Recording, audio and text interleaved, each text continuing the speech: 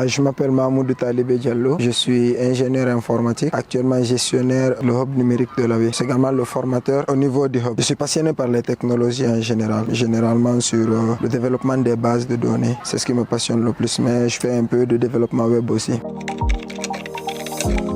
Un hub numérique, c'est un espace d'apprentissage, essentiellement des outils et de la nouvelle technologie des informations et de la communication. C'est un espace là où les jeunes ou bien les entrepreneurs ou même passionnés de technologies peuvent venir se former sur les outils numériques. Ils peuvent également trouver du soutien, peuvent trouver des mentorats, peuvent trouver de l'accompagnement également. Il y a beaucoup d'axes qui sont prévus ici sur l'apprentissage. Comme on l'a dit, c'est sur le numérique uniquement. Mais même dans ce domaine, nous avons actuellement d'abord initié des formations en informatique de base. Parce que nous estimons que la plupart des jeunes ne connaissent pas l'outil. Donc avant d'aller sur les options avancées, nous avons commencé par les outils de base. Au-delà des formations en informatique de base, nous faisons également des formations en entrepreneuriat numérique.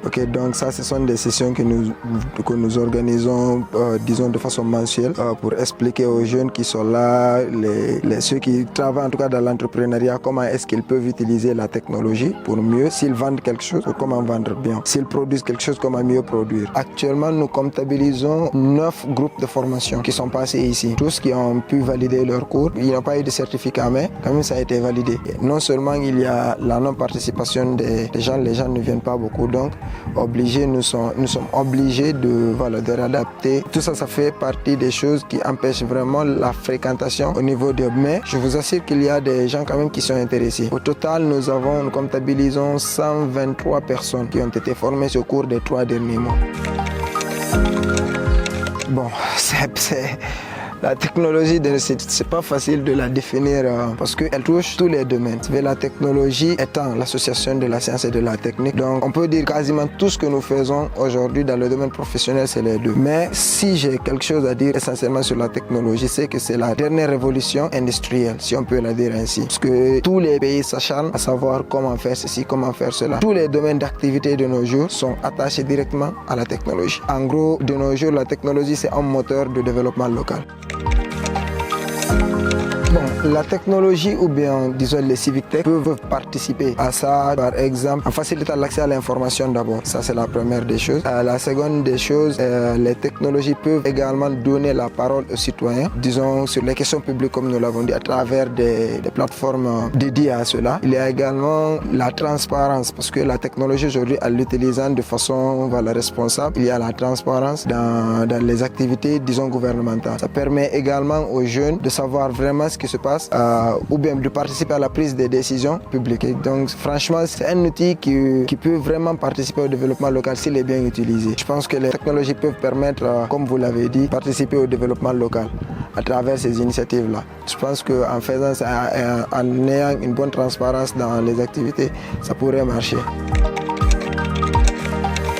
Le hub numérique, nos activités ont commencé il y a seulement 3 mois. Donc nous avons des projets quand même qui vont dans ce sens. Par exemple, actuellement nous avons un projet en partenariat avec l'ONG Éducation et Citoyenne. Donc, ils nous ont demandé de concevoir une application de gestion des cas de VBG. Ça déjà c'est un projet qui est en cours. Nous avons également un projet avec la bibliothèque régionale pour la digitalisation des services de la bibliothèque. Ça aussi c'est un projet qui est en cours. Mais ça n'a pas été finalisé. Comme je vous le disais, nous ne sommes qu'au début presque. Depuis 2022, j'ai commencé à réfléchir sur des projets que moi-même je pourrais lancer, qui pourraient m'aider. J'étais en train de chercher une solution et voilà. Nous avons un projet dans ce sens qui n'a pas été mis en place d'abord. Moi j'ai essayé de l'exécuter pour un début. Faute de moyens et de compétences de collaborateurs, j'ai stoppé d'abord.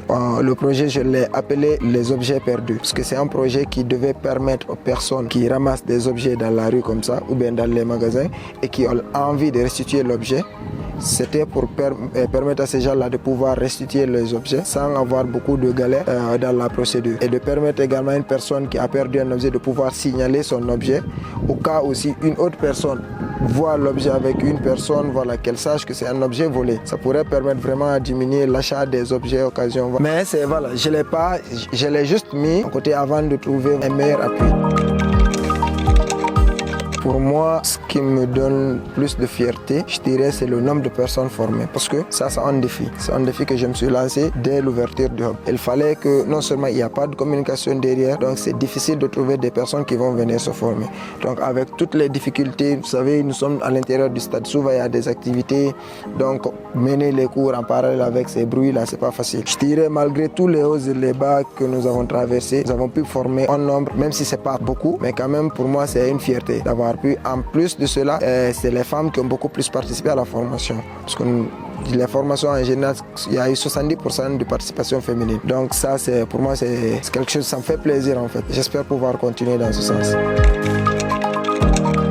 Chez nous, les gens ont tendance à négliger cette partie. Vous savez, nous partons tous à l'école, on apprend beaucoup de choses là-bas. Mais ce qu'on nous apprend, c'est purement académique. Ce n'est pas forcément adapté au monde réel, ce qui se passe dans le marché de l'emploi. Donc ce que les gens doivent savoir, c'est qu'aujourd'hui, à travers ces outils, les gens peuvent vraiment améliorer leurs compétences. Donc les gens n'ont qu'à venir se former, surtout sur les outils du numérique. Tout travail que nous devons faire de nos jours, si nous voulons professionnaliser, il faut l'associer aux outils numériques. En gros, c'est un message que j'ai à lancer.